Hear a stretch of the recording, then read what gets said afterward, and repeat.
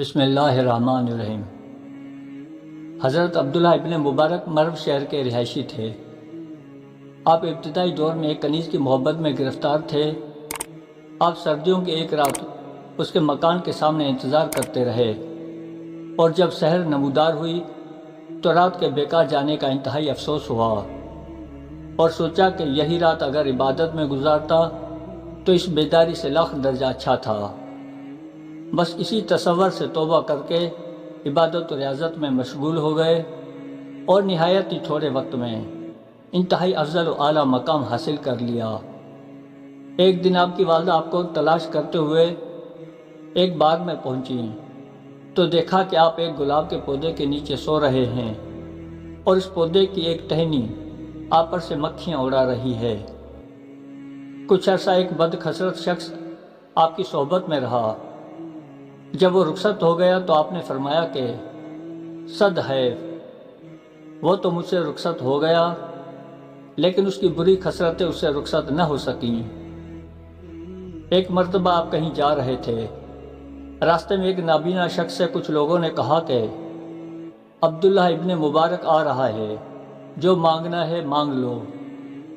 چنانچہ اس نے آپ کو روک کر درخواست کی کہ آپ دعا کریں کہ میری بصارت لوٹ آئے۔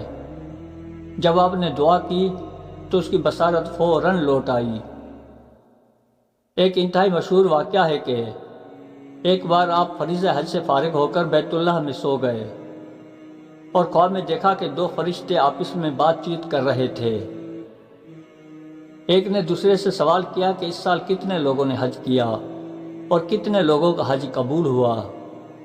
دوسرے فرشتے نے جواب دیا کہ 6 لاکھ لوگوں نے حج کیا، لیکن ایک شخص کا بھی حج قبول نہ ہوا، مگر دمشق کا ایک موچی کہ جو خود حج میں شریک نہ تھا، اللہ نے اس کا حج قبول کرتے ہوئے اس کے صدقے سب کا حج قبول کر لیا۔ جب آپ بیدار ہوئے تو اس موچی سے ملنے کے لیے دمشق پہنچے۔ اس موچی سے مل کر جب آپ نے اسے اپنا خواب بتا کر اس بات کی پوری تفصیل پوچھی تو اس موچی نے بتایا کہ کافی عرصے سے میرے دل میں حج کرنے کی خواہش تھی، اور اس کے لیے میں نے 300 درہم بھی جمع کر لیے تھے، لیکن ایک دن پڑوسی کے گھر سے کھانا پکنے کی خوشبو آئی تو میری بیوی نے کہا کہ تم بھی ان سے تھوڑا سالن مانگ کر لے آؤ تاکہ ہم بھی کھا لیں۔ چنانچہ میں نے اس پڑوسی سے کہا کہ آپ نے جو سالن پکایا ہے اس میں سے ہمیں بھی دے دیں تاکہ ہم بھی کھا سکیں۔ تو اس نے کہا کہ ہم نے جو سالن پکایا ہے وہ آپ کے کھانے کے لائق نہیں۔ دراصل مجھ سمیت میرا پورا اہل و عیال 7 دن سے فاقہ کشی میں مبتلا تھے، تو مجبوراً میں نے مردہ گدھے کا گوشت پکا لیا ہے۔ یہ سن کر میں خوف خدا سے لرز گیا، اور اپنی تمام جمع شدہ رقم اس پڑوسی کے حوالے کر کے یہ تصور کر لیا کہ ایک مسلمان کی امداد میرے حج کے برابر ہے۔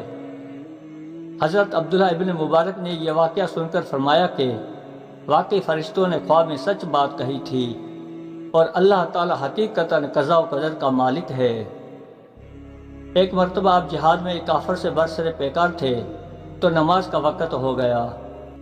آپ نے کافر سے اجازت لے کر نماز ادا کی، اور جب اس کی عبادت کا وقت ہوا تو وہ آپ سے اجازت لے کر اپنے بت کی طرف متوجہ ہوا، لیکن آپ کے دل میں اسے قتل کر دینے کی خواہش ہوئی۔ تو اسی وقت غیبی ندا آئی، تم سے قیامت میں عہد شکنی کی باز پرس ہوگی، لہٰذا اپنے کثرت سے باز آ جاؤ۔ یہ سنتے ہی آپ رو پڑے۔ جب کافر نے آپ سے رونے کا سبب پوچھا تو آپ نے ساری بات سچ سچ بتا دی۔ یہ بات سن کر اس کافر نے سوچا کہ جو خدا اپنے دشمن کی وجہ سے اپنے دوست پر ناراض ہو سکتا ہے، اس خدا کی نافرمانی کرنا بزدلی ہے، اور اس خیال کے ساتھ ہی وہ سچے دل سے مسلمان ہو گیا۔ نیشاپور میں سردی کے موسم میں آپ نے ایک غلام کو دیکھا کہ جو سردی کی وجہ سے سکڑ رہا تھا۔ آپ نے اس سے کہا کہ تم اپنے مالک سے پوستین گرم کپڑوں کا مطالبہ کیوں نہیں کرتے؟ تو وہ بولا کہ اسے خود نظر نہیں آتا جو میرے کہنے کی ضرورت پیش آئے۔ اس جواب سے آپ کو ایسی عبرت ہوئی کہ آپ نے فرمایا کہ طریقت تو اس غلام سے سیکھنی چاہیے۔ ایک پریشانی کے وقت آپ کے پاس کچھ لوگ بطور دلداری حاضر ہوئے۔ ان میں ایک آتش پرست بھی تھا۔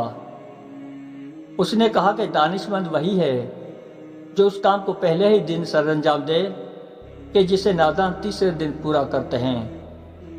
آپ نے یہ سن کر لوگوں سے کہا کہ اس بات کو یاد رکھنا بہت عظیم نصیحت ہے۔ کچھ لوگوں نے آپ سے پوچھا کہ کون سی عادتیں فائدہ مند ہو سکتی ہیں، تو آپ نے فرمایا کہ عقل کامل ہونا۔ لوگوں نے پوچھا اگر وہ نہ ہو، تو آپ نے فرمایا حسن ادب ہو۔ لوگوں نے پوچھا اگر وہ بھی نہ ہو، تو آپ نے فرمایا کہ اتنا شفیق بھائی بن جائے کہ لوگ اس سے مشورہ کریں۔ لوگوں نے پوچھا اگر وہ بھی ممکن نہ ہو سکے، تو آپ نے فرمایا کہ خاموشی اختیار کر لو، اور اگر یہ بھی نہ ہو سکے تو پھر مرگ ناگہاں اچانک موت فائدہ مند ہو سکتی ہے۔ موت سے قبل آپ نے گھر کا سب سامان تقسیم کر دیا۔ لوگوں نے پوچھا کہ آپ کی 3 صاحبزادیاں ہیں، ان کے لیے کیا چھوڑا ہے؟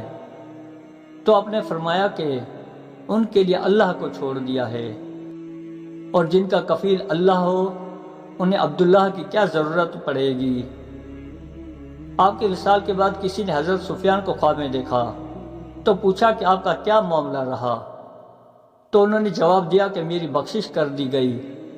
پھر پوچھا کہ حضرت عبداللہ ابن مبارک کے ساتھ کیا معاملہ ہوا؟ تو آپ نے فرمایا کہ وہ تو اس جماعت میں ہے جو دن میں 2 بار حضور اکرم صلی اللہ علیہ وآلہ وسلم کی حضوری میں پیش ہوتے ہیں۔